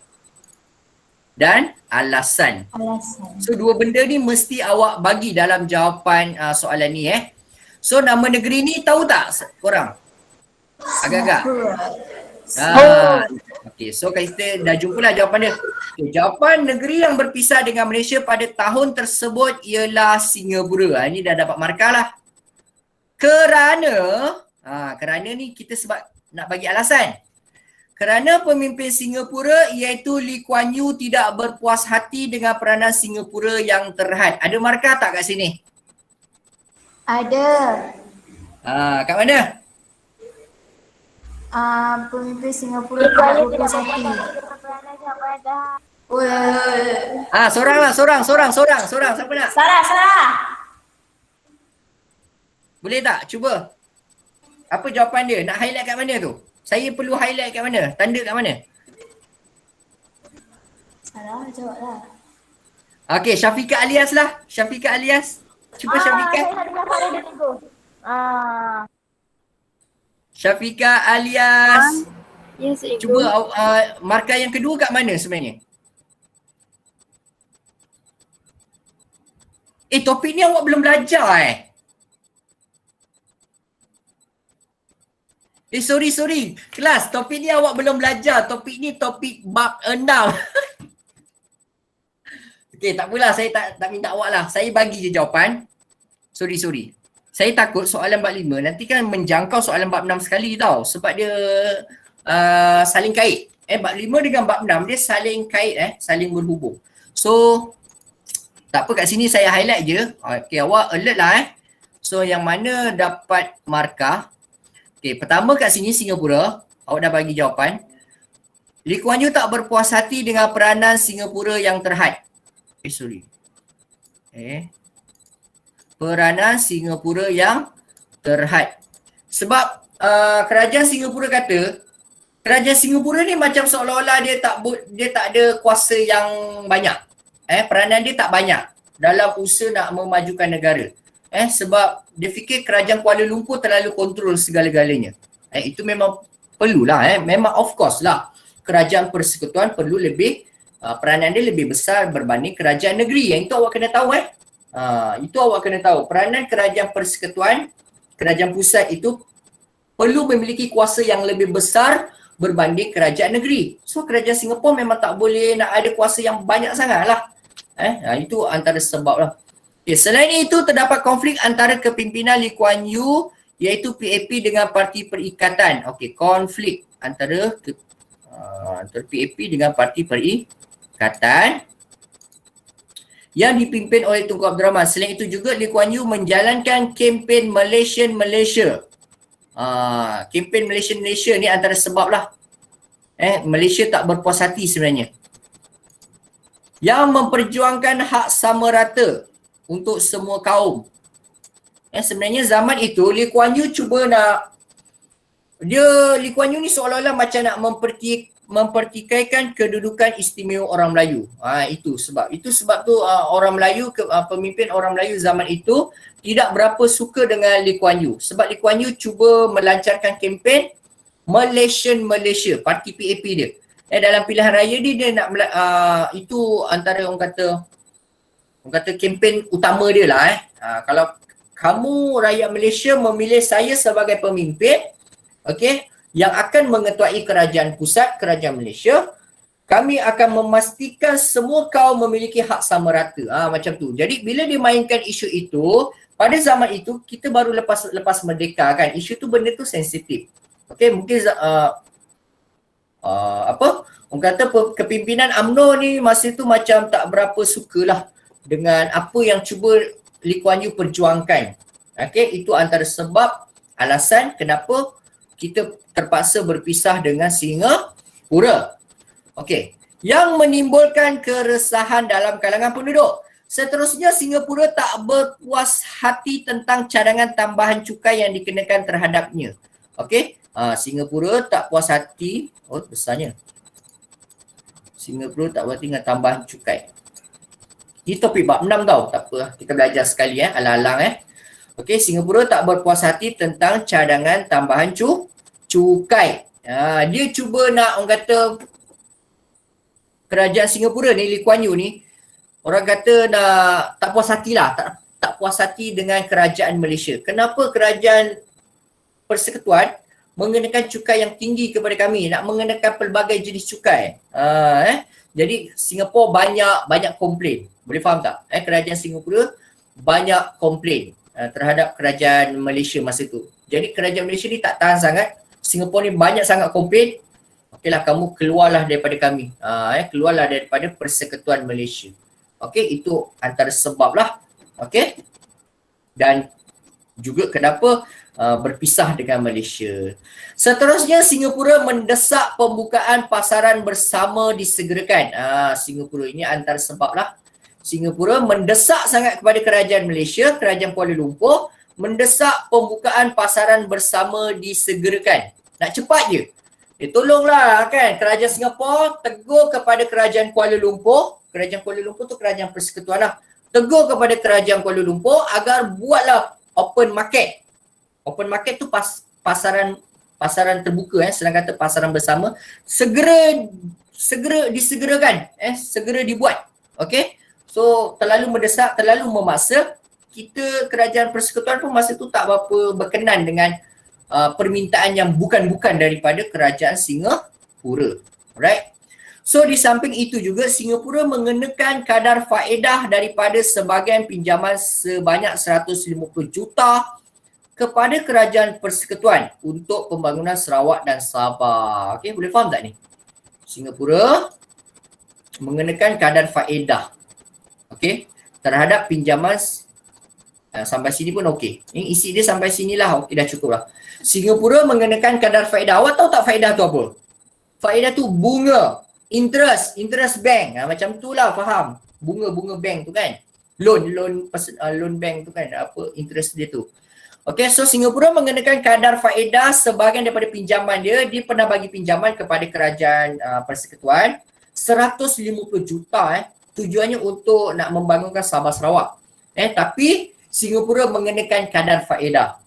Kadar faedah dia mungkin tinggi, dia minta, jadi kerajaan persekutuan tak tahan. Pelik juga kerajaan persekutuan cuba minta bantuan. Itulah ceritanya lah, tapi kat sini yang diceritalah. Okey. Akhir sekali, masalah perkauman. Ini paling senang kita tahulah, nak faham. Okey, masalah perkauman berlaku kat Singapura. Masalah perkauman berlaku kat negara Singapura memaksa kita perlu keluarkan Singapura daripada Malaysia. Okey, iaitu berlaku rusuhan kaum. Okey, kat Singapura berlaku rusuhan kaum kerana usaha mereka menuntut hak sama rata bagi semua kaum. Okey, so awak highlight lah. Yang kat nota awak tu, yang saya highlight kat sini, awak highlight. Okey. Ini topik bab 6 tau sebenarnya, topik bab 6. Kat sini pun saya dah tulis. Rujuk teks sejarah Tingkatan 5 bab 6 halaman 119. Okey, kalau tengok muka surat 119, itu pemisahan Singapura. Faktor-faktor berpisahnya Singapura daripada Malaysia. Okey. Soalan 3.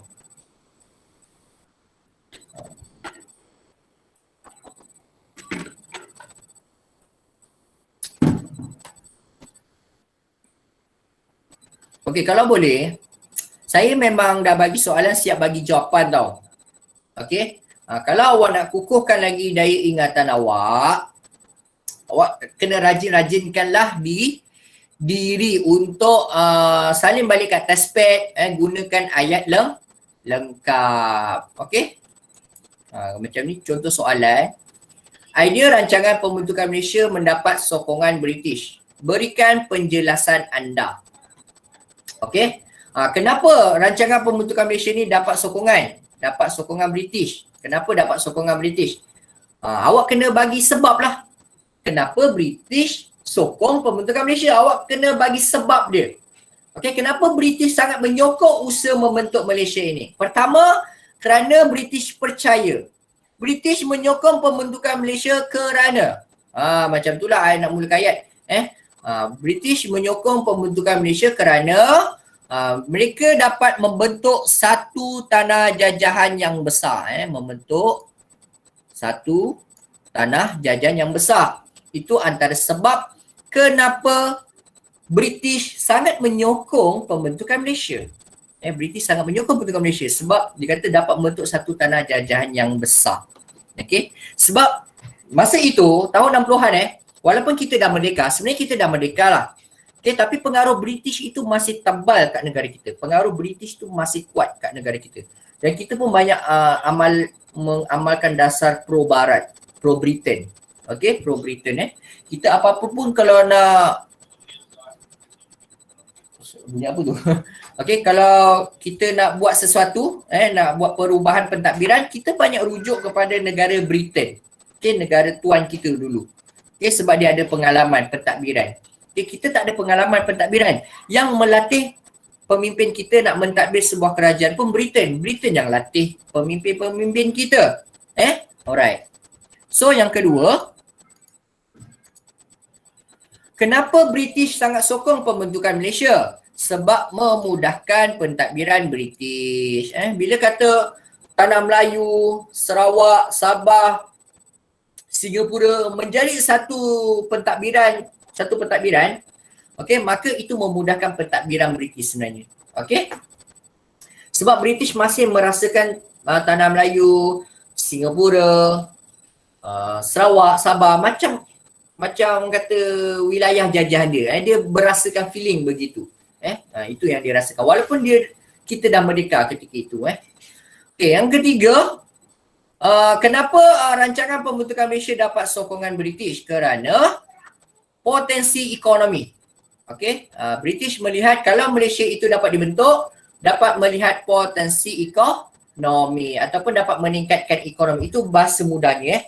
Bahasa mudahnya awak boleh je guna ayat awak. Pembentukan Malaysia mendapat sokongan British kerana dapat meningkatkan ekonomi. Awak guna ayat yang mudah-mudah pun boleh. Keyword dia ekonomi. Okey, boleh? Nurul Atikah? Nurul Atikah sebut. Okey, seterusnya.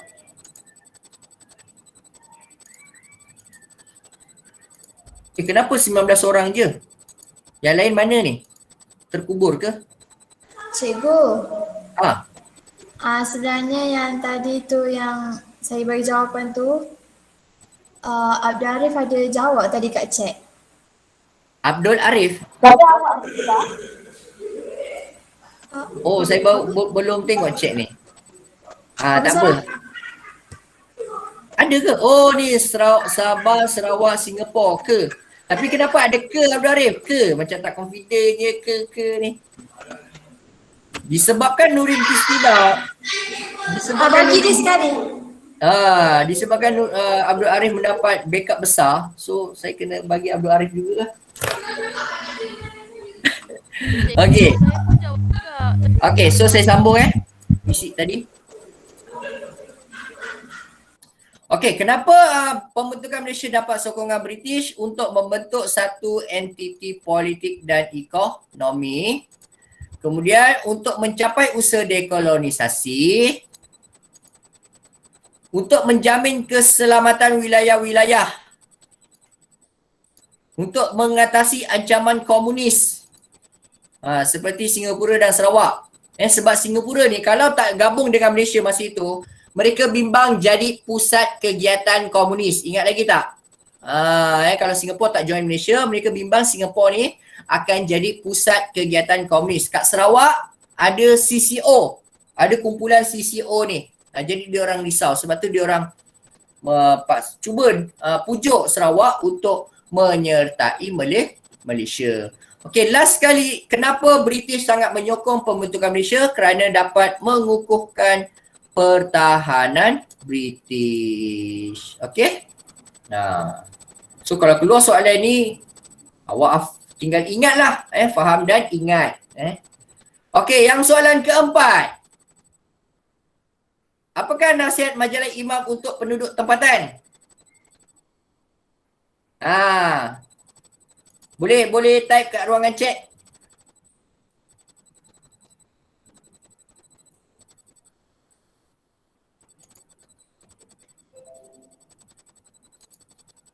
Nak baca terus pun boleh. Jumpa kat mana? Siapa tahu? Apa jawapan dia? Apa nasihat majalah Imam untuk penduduk tempatan? Kat mana nota saya muka surat berapa awak perlu cari? Siapa boleh sebut? Kat mana awak nak cari soalan ni? Jawapan dia. Ya, muka surat 2. Okey, apa jawapan dia? Siapa boleh volunteer seorang sebut?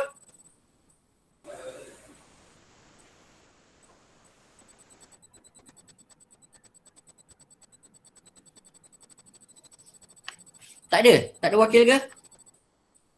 Okey, Nurul Maisarah kata Raja-Raja Melayu Bersatu. Okey, majalah ini mengajak supaya Raja-Raja Melayu bersatu. Betul lagi?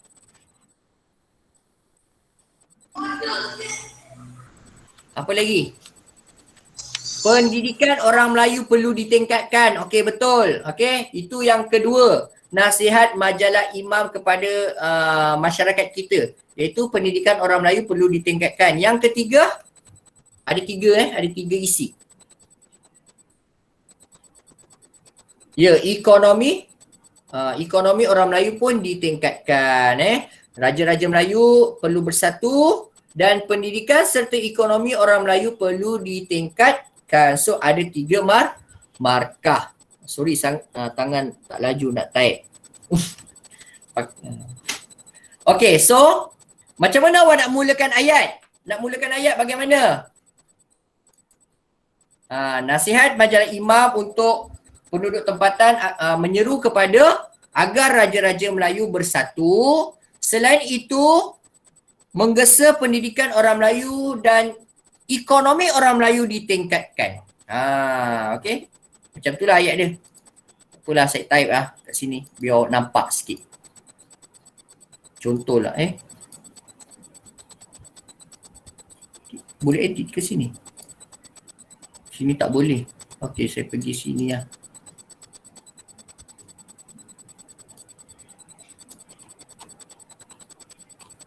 Sini banyak tau soalan. Awak boleh tengoklah soalan-soalan yang saya bagi ni memang banyak. Okey, itu belum lagi latihan-latihan. Bab 6, bab 5 ni banyak sikit dia subtopik dia.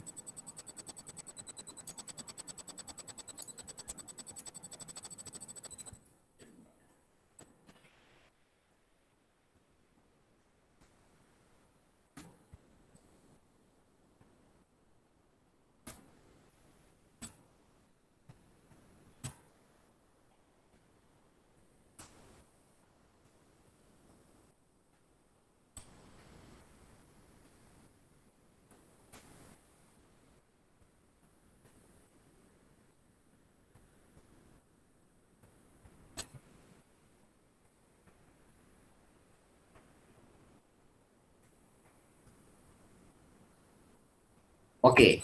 Awak sebut macam ni je dah ada 3 markah. Okey. Kat mana markah dia? Ni. Raja-Raja Melayu bersatu. Mengajak Raja-Raja Melayu bersatu. Inilah. Ada kat sini.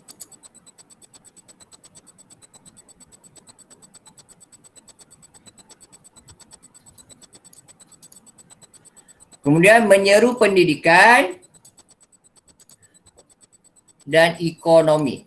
Okey. Dan ekonomi. Okey, so ada 3 markah. Alright. Okey, penggunaan dan dibenarkan dalam struktur atau esei. Awak kena dibolehkan guna kata hubung dan Tapi kalau guna koma, tolong jangan gunakan koma. Berdosa besar. Saya beritahu murid-murid tingkatan 4 banyak tak tahu lagi lah. Tapi saya dah tegur dia orang lah. Kalau buat jawapan esei, jangan guna koma. Tapi lepas saya dah tegur tu dia orang dah ingat lah. So yang korang tingkatan 5 ni, jangan korang nak degil juga nak tulis koma. Selain itu, pendidikan, koma, ekonomi, koma, mengajak Raja Melayu bersatu. Jangan macam tu. Okey? Kalau dan boleh. Okey? Kalau dah tak boleh nak guna dan, guna penanda wacana. Seterusnya, selain itu, di samping itu, tambahan pula. Okey? Itu cara dia lah. Okay. Soalan 5.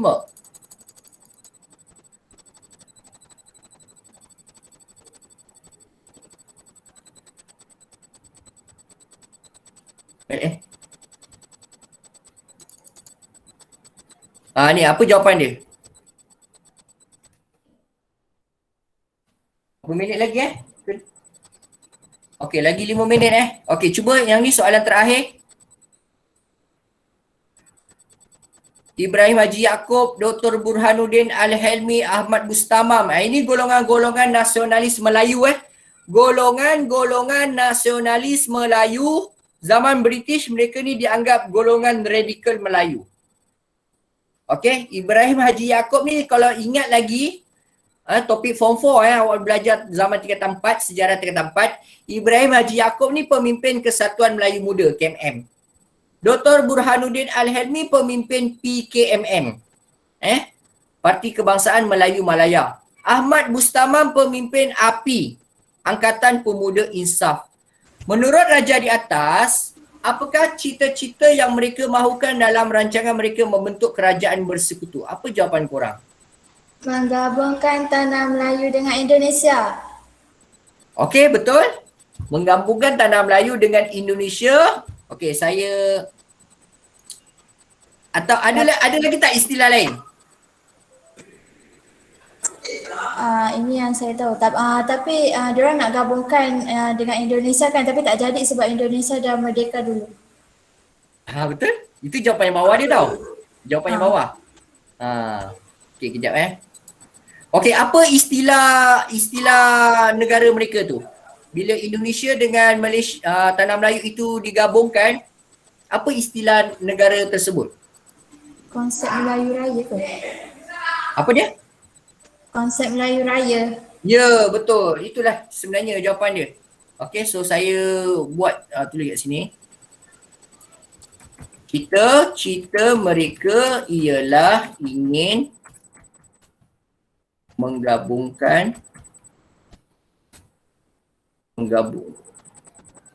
Okey, saya membuat macam ni Cita-cita mereka ialah ingin membentuk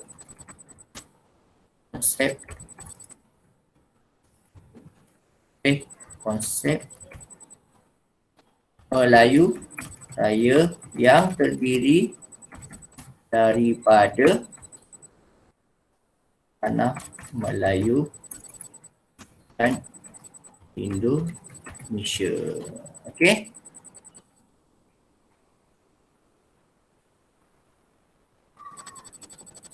Ini jawapannya Alright. Apa ni? Panjang ni.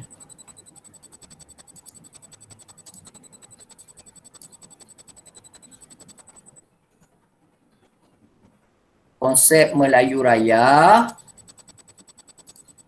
dan terdiri daripada tanah Melayu dan Indonesia.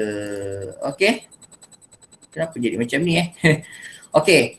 Yang soalan 5B, cita-cita A merupakan cita-cita yang gagal. Mengapakah terjadi sedemikian? Itu jawapan yang dah diberikan oleh Nurin Kistina. Okey, Nurin Kistina nanti saya bagi 3 markah semua awak dah jawab yang okey. Abdul Arif dapat 1 Mengapakah terjadi sedemikian?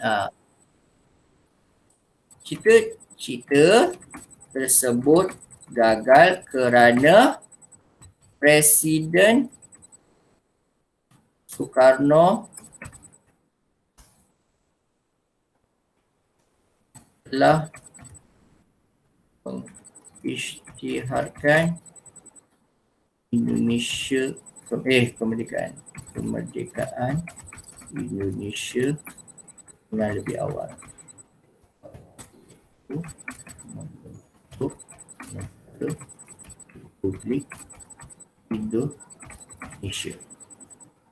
Okey. Ini jawapan. Okey, boleh salin?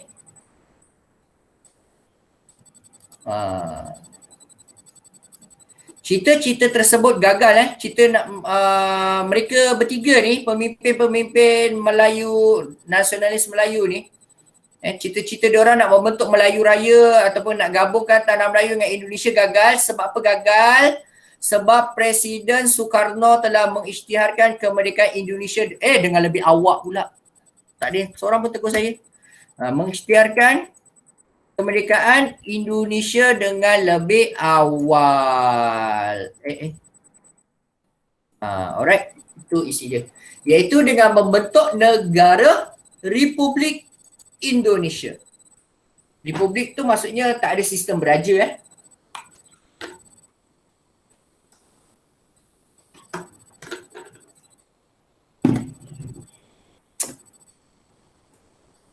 Dah siap salin?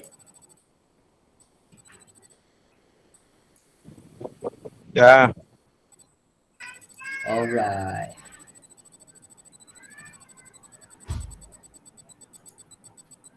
Korang ni macam lemah je. Okey ke? Saya okey. Tak, Nurin Justina je Lemah cikgu. aktif. Lemah. Ya? Lemah baru dengar berita naik sekolah 31 Ogos. Oh, lemah terus dengar kata nak naik sekolah. Awak tak suka naik sekolah lah. Tak, bukan. Tak puas. Ingatkan naik lepas cuti. Oh. September lah bersemuka. Esoknya Dah lah, lama lagi. 31 esoknya kan. Ya, saya ingat kan awal akhir bulan 7 ni. Rupanya akhir bulan 8. Oh, awak ingatkan naik sekolah ni bulan 8. Awal bulan 8 dah naik sekolah. Oh, tapi memang lajak lagi. Okay. Dia fasa 3 tau. Sekarang ni fasa 2. Fasa 3 tu September. 1 September tu dah fasa 3. Fasa 3 ni memang kira dah boleh lah bersemuka ni. Banyak orang kata aktiviti ekonomi dah boleh dibuka kan. Macam tu lah. Okay. So kita tamatkan dulu kat sini lah. Okay. Untuk bab 5. Bab 5 kita dah tamat sebenarnya. Tapi kalau kita tengok latihan yang saya kat nota saya ni banyak sebenarnya. Okay. So boleh tengok balik. Soalan 6 ni kosong. Okay.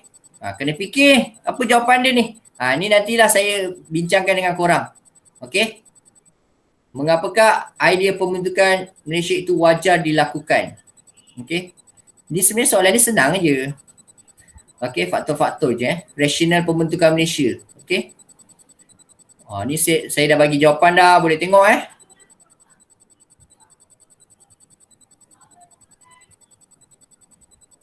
So 11. Banyak ni saya bagi. Okay. So ada nak tanya apa-apa sebelum itu? Tak ada. Tak ada Cikgu, yang tadi tu kan Presiden Sukarno Sukarno. dia kena tukar tu sebab dari segi undian cikgu. Dari segi undian. Undian ke bukan? Bukan. Habis? Bukan. Dia tak pilihan raya. Dia tukar memang macam tu je lah. Dia digulingkan. Digulingkan terus. Maksudnya? Digulingkan secara paksa. Oh, bukan sukarela lah. Bukan. Digulingkan secara paksa. Dan rakyat Indonesia pun dah nampak. Orang kata Presiden Sukarno ni hujung-hujung tu dah tak berwibawa lagi dah. Dah tak relevan lah dia nak memerintah Indonesia. Tapi sedangkan Sukarno ni sebenarnya ikutkan rakyat Indonesia ni memang kagum dengan dia sebenarnya. Sebab kelebihan dia antaranya dia ni pandai berpidato. Awak kalau tengok YouTube dokumentari tentang Presiden Sukarno ni, dia cakap dia memang hebat lah. Kata-kata dia tu, ucapan dia tu sangat hebat. Kalau awak kata Dato' Seri Anwar Ibrahim tu hebat kan, berkata-kata kan. Presiden Sukarno ni saya rasa lebih hebat. Dia punya kata-kata dia tu, permainan kata-kata dia tu hebat lah, bahasa dia tu hebat. Dan dia pun agak dikagumi oleh pemimpin-pemimpin luar sebenarnya. Pemimpin-pemimpin negara lain pun kagum dengan dia sebenarnya. Walaupun dengan kita memang ada hubungan tak baik zaman tu, tapi itu memang kita tolak ke tepi lah. Tapi kita nak cerita dari segi side peribadi dia, dia bukan pemimpin yang biasa-biasa lah bagi saya. Bukan pemimpin biasa-biasa. Macam Mahathir lah. Tak kisahlah apa-apa pemimpin kan. Dia ada pro and kontra lah kan. Ada satu orang kata tak suka dia, tapi ada satu side ada kehebatan dia. Sama juga macam Hitler kan. Okay, so itu je lah daripada saya. Bab 5, topik pembentukan Malaysia. Bab 5 ni memang cerita dia rumit. Awak kena mengulang kaji banyak kali kalau nak menguasai bab 5 Saya jujur cakap bab 5 ni bukan satu topik yang mudah nak menguasai. Sebab fakta dia banyak. Fakta dia banyak sangat. So awak kena buat latihan. Kalau ada contoh-contoh latihan buat dan awak tengok jawapan dia sekali, jadi lebih mudah nak ingat lah. Okey, sekian itu saja daripada saya. Terima kasih. Okey, Assalamualaikum warahmatullahi wabarakatuh. Terima kasih cikgu. Terima kasih cikgu. Sama. Terima kasih cikgu bagi saya 3 point. Oh, okey. Sorry.